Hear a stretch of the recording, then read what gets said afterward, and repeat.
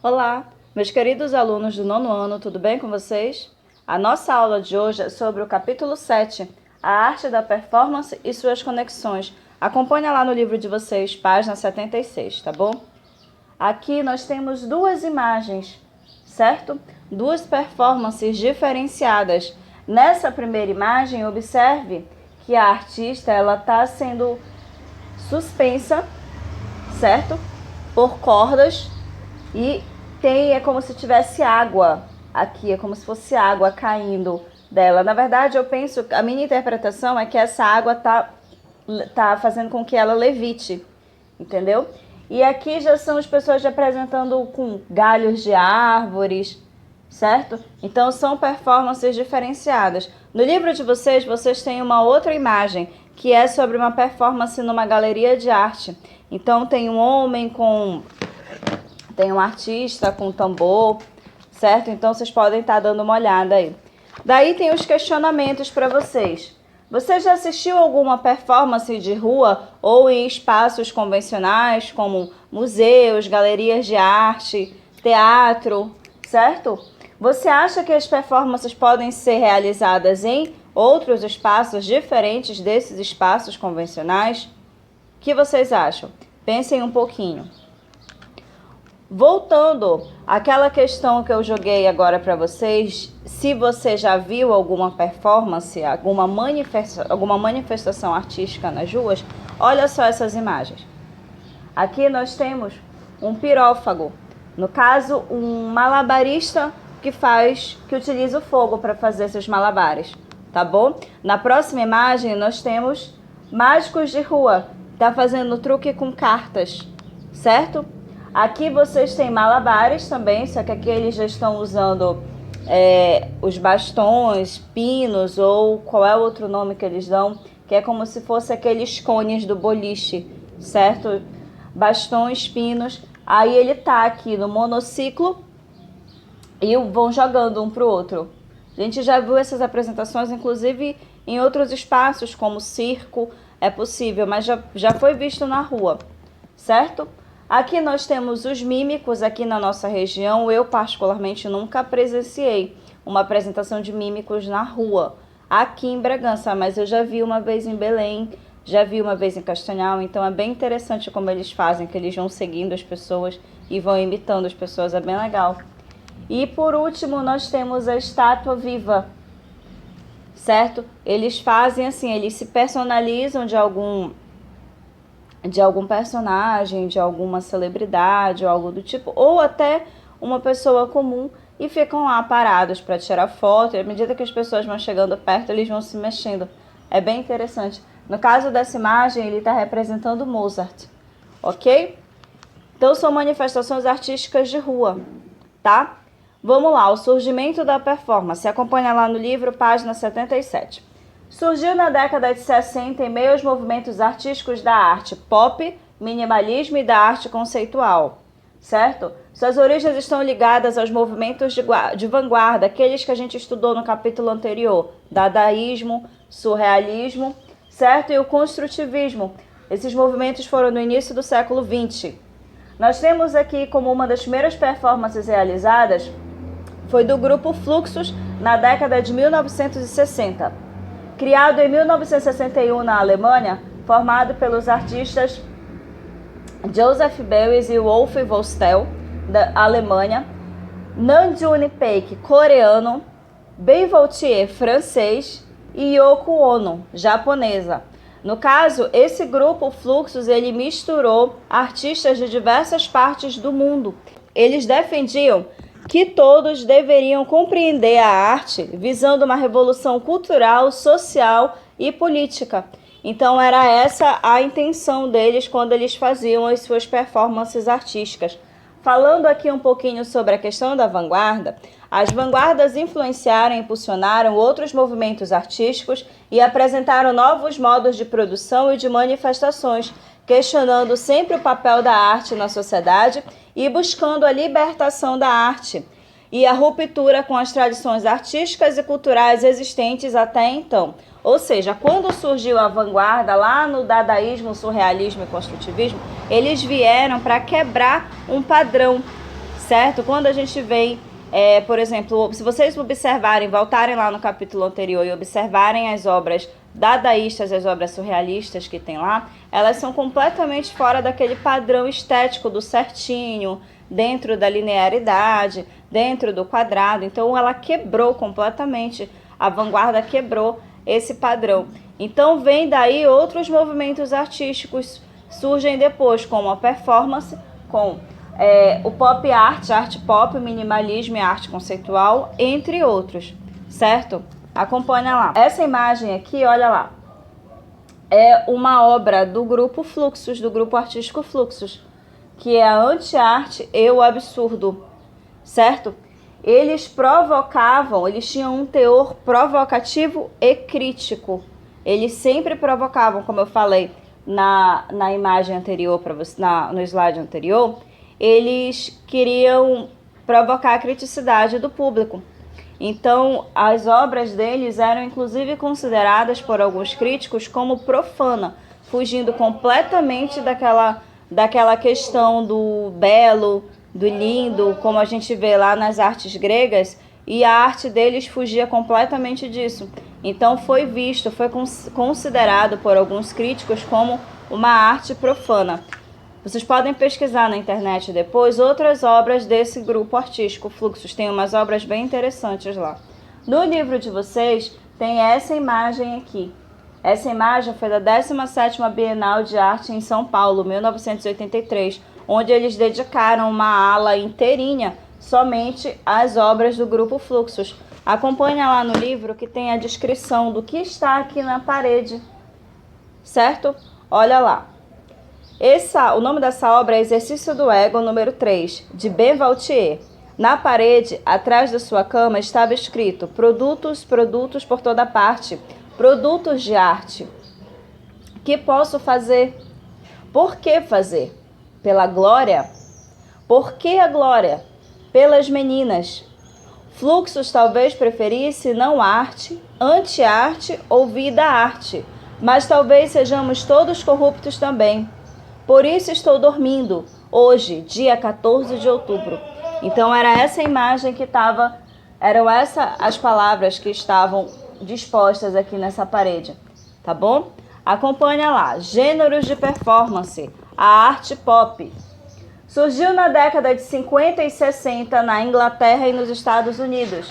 Defendia a arte popular pop, que não separasse a arte e vida. Andy Warhol, 1928 a 1987, é um dos nomes mais conhecidos desse estilo de arte, certo? A partir dos signos e dos símbolos da cultura de massa, tais como quadrinhos, publicidade, imagens televisivas e do cinema, o objetivo deles era que as imagens pudessem ter comunicação mais direta com o público, atingindo assim as grandes massas. Então era esse o objetivo da arte pop, atingir todos os públicos, atingir grandes massas, utilizando de artifícios conhecidos no dia a dia, como quadrinhos, rótulos de produtos, entre outros. Aqui vocês têm duas imagens do Andy Warhol. Olha, Marilyn Monroe, 1967. Essa imagem foi estampada em diversos lugares para poder fazer uma questão de publicidade. Aqui, lata de sopa, olha só, uma lata de ensopado, de 1964, tá bom? Então, a arte pop, ela utilizava esses artifícios, quadrinhos, publicidade, para poder transmitir as suas mensagens. Vamos lá para o próximo. Gêneros de performance, o minimalismo. Surgiu no final dos anos 50 e no início dos anos 60 em Nova York, nos Estados Unidos. Utilizavam poucos e fundamentais elementos para poder construir as suas obras. Tiveram grande influência nas artes visuais, no design, na música e na tecnologia. O minimalismo, como o próprio nome já diz, minimalismo, ou seja, mínimo, ele trazia poucos elementos em suas obras de arte, geralmente elementos geométricos, tá bom? Nós temos assim, que diz, olha, que eles procuravam transmitir ao público uma percepção nova do espaço, do ambiente em suas obras. Então, era mínimo o material que eles utilizavam. como eu disse, mais objetos geométricos, formas geométricas. Nós temos um artista que muito marcou esse gênero de performance. Foi o Dan Flavin, 1933 a 1966. Aqui eu trouxe algumas obras dele para vocês. Olha, todas as obras, essas aqui pelo menos, acho que eu selecionei, todas têm, vamos assim dizer, o mesmo padrão. São barras de, eu acredito que não seja ferro isso, eu acredito que seja um outro material, mas todas iluminadas em cores neon, na maioria das vezes, olha. São cores bem vivas, bem fluorescentes. Olha aqui essa. Certo? Então essa é a característica do minimalismo. Outras imagens que eu vi na internet de outros artistas têm essa mesma característica, utilizando geralmente formas geométricas, basicamente essas formas aqui. Então eles vão criando montagens, sobreposições com essas formas, com esses cilindros geométricos, tá? Criando assim uma nova noção do espaço, do ambiente em que essas obras estão inseridas. Aqui, por exemplo, essa obra é um engradado bem no canto. Então, é possível, teve uma imagem que eu vi, que a pessoa estava bem aqui na frente, aí projetava sua sombra lá no canto. Então, era como se ela dava a ideia de que ela estava lá dentro. É bem interessante, certo? Próximo gênero de performance, qual é? A arte conceitual. A arte conceitual, ela vem trazer uma proposta bem diferente das duas obras, dos dois estilos, das duas manifestações anteriores, certo? Surgiu na Europa e Estados Unidos entre as décadas de 60 e 70. Elas surgem basicamente no mesmo período, década de 50, década de 60, década de 70. Defende que o conceito e as ideias são mais importantes do que a aparência. Ou seja, eles não se preocupavam com a estética, eles se preocupavam com a mensagem que eles queriam passar. Então, tanto que esse gênero, ele podia ser trabalhado por outras pessoas. Vamos supor que eu seria a artista que iria criar aquela referida obra. Mas como não era um gênero que se preocupava com a estética, outras pessoas poderiam me ajudar a fazer. Até porque eles faziam esse tipo de arte em grande escala, que era para atingir diversos públicos, todos ao mesmo tempo, um número grande de pessoas. Então não era produzida uma única obra, eram produzidas diversas ao mesmo tempo. Então o artista ele precisava de uma equipe para poder trabalhar junto com ele. Durante a ditadura civil-militar brasileira, o artista Cildo Meireles desenvolveu um trabalho silencioso, intitulado Inserções em Circuitos Ideológicos, com garrafas de Coca-Cola e cédulas de dinheiro. Qual era o objetivo dele? Fazer com que circulasse a sua mensagem de crítica ao governo da ditadura, certo? É o que estava acontecendo no momento. Olha aqui. Ele pegou, no livro de vocês conseguem ler, se vocês aproximarem, página 80, conseguem ler a mensagem lá da garrafa de Coca-Cola. E aqui diz, quem matou Herzog? Foi um carimbo que ele fez e ele saía carimbando as notas de dinheiro, ó, para que circulasse pelo maior número de pessoas e assim todos começassem a se perguntar, era essa mensagem, entre outras mensagens também. Então, como era só para carimbar, outras pessoas também faziam junto com ele, porque assim eles conseguiam fazer uma produção maior, certo? Olha lá, os projetos, quando realizados, não precisam ser feitos pelo artista. Podem ser executados por outras pessoas que tenham habilidades técnicas para tal. O que mais importa é a invenção e o conceito da obra. A ideia era escrever frases de protesto nesses objetos e devolvê-los para a circulação, potencializando assim a mobilização e a crítica social ao movimento, ao contexto do governo que eles estavam inseridos naquele momento, que no caso era a ditadura, certo?